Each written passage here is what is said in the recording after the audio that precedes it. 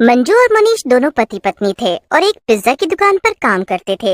एक दिन जब देर रात में वो दोनों काम खत्म करके जा रहे थे, तभी उनका बॉस उन्हें कहता है, सुनना तो जरा मंजू और मनीष, हमें अभी अभी एक पिज्जा केक का ऑर्डर आया है, तो तुम लोग उसे पूरा करके घर जाओ। क्या सर, पर इतनी देर हो गई है, 12 बजने वाला है। हाँ सर, और ये पिज्जा केक, ये क्या है? देखो, तुम्हें पिज्जा से केक बनाना है और ये ऑर्डर का काम तुम दोनों को ही करना होगा।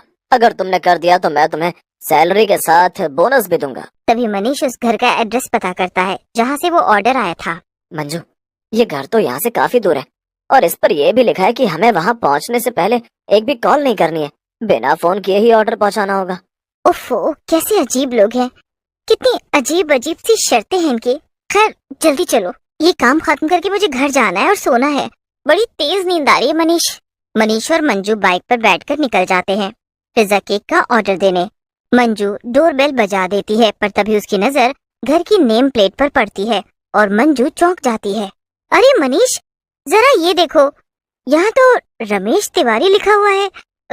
ये तो हमारे बॉस का नाम है ना शायद। अरे हाँ मंजू, सही कहा तुमने। तो क्या ये हमारे बॉस का घर है? पर हो सकता है एक ही नाम का कोई दूसरा आदमी यहाँ रहता हो। मंजू और मनीष बात कर ही रहे थे कि तभी घर का दरवाजा खुलता है और घर के अंदर से 4 चुड़ैलें बाहर निकल कर आ जाती हैं और मंजू और मनीष को घर के अंदर खींच लेती हैं। ये क्या कर रहे हो? ये सब क्या चल रहा है? छोड़ दो हमें, जाने दो प्लीज। एक चुड़ैल जो कि सबसे ज्यादा तैयार थी और जिसने काफी सारे गहने भी पहन रखे थे, वो मनीष और मंजू की बातें सुनकर हंसने लगती है और उनसे कहती है, ये मेरा घर है और यहाँ पर मेरी यानी हम सब चुड़ैलों की किट्टी पार्टी चल रही है। क्या? ये सब कैसे हो सकता है? यही तो हुआ है पागल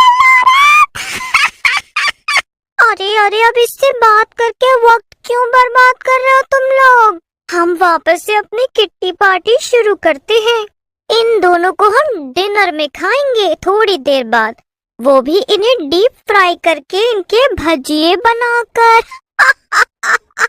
हाँ चलो, आइडिया तो बुरा नहीं है। चलो फिर पहले हम लोग अपना पत्तों का गेम खत्म करते हैं। देखना भी तो है ना कि हम में से कौन जीतेगा आखिर।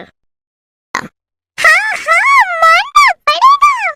इतना बोलकर चारों चुड़ैलें मंजू और मनीष को वहीं बंधा हुआ छोड़कर वापस रखी टेबल पर पत्ते खेलने लगती हैं। मंजू, अब हम क्या करें? कैसे बचाएं खुद को? पता नहीं मनीष, पर हमारे पास काफी कम समय बचा है। कुछ ही देर में ये चारों चुड़ैलें हमें डीप फ्राई करके खाने वाली हैं। यानी कि हमारा इंतजाम उसके पति ने किया है। मंजू, हमें दुकान में बॉस ने ही ये ऑर्डर देकर आने को कहा था, और तो और इस घर के बाहर नेम प्लेट भी बॉस के नाम का लिखा था। कुछ समझी?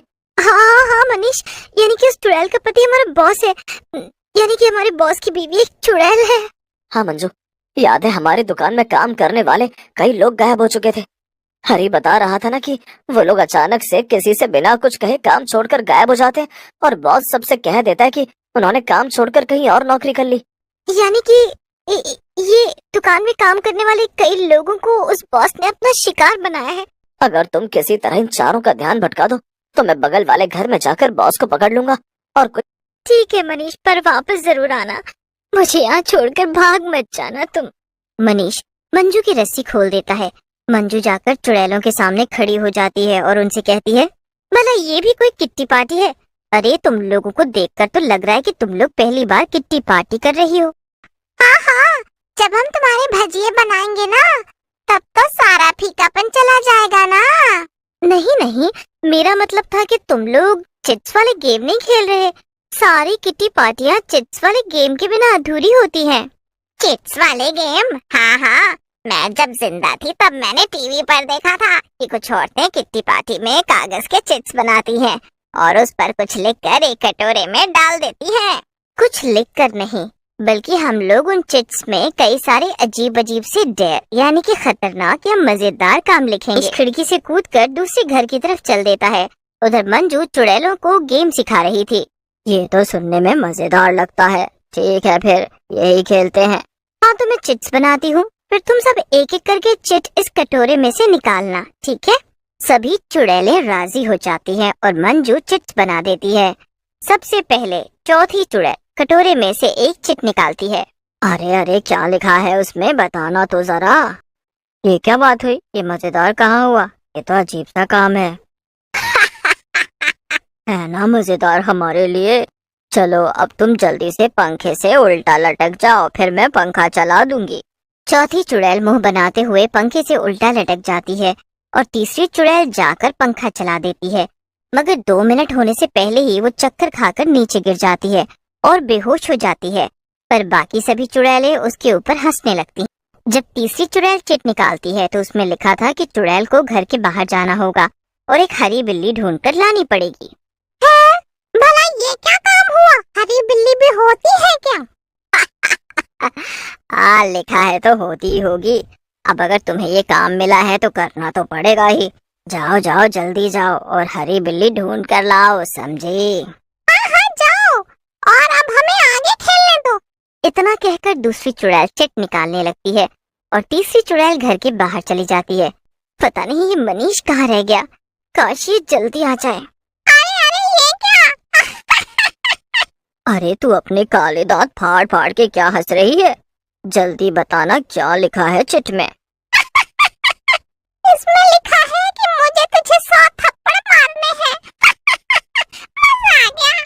क्या? ये क्या मजाक है? नहीं, ऐसा कुछ नहीं होने वाला। ये मेरी किटी पार्टी है और यहाँ वैसा ही होगा जैसा मैं चाहूंगी।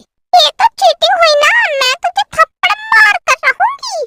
इतना बोलकर दूसरी चुड़ैल पहली चुड़ैल की तरफ बढ़ती है और दोनों की लड़ाई हो जाती है।